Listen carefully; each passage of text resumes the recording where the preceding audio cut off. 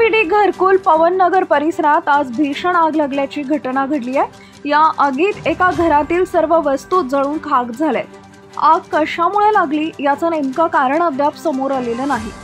घटनेची माहिती मिळताच अग्निशमक दलाची गाडी तात्काळ घटनास्थळी दाखल झाली असून जवानांनी आग नियंत्रणात आणण्यासाठी शर्थीचे प्रयत्न केले। स्थानिक नागरिकांनीही धाडस दाखवत पाणी व बादल्या घेऊन आग विझवण्यास मदत केली।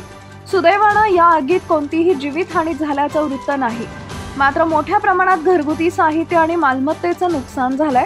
पोलीस आणि अग्निशमक दलाकडून घटनेचा पुढील तपास सुरू आहे।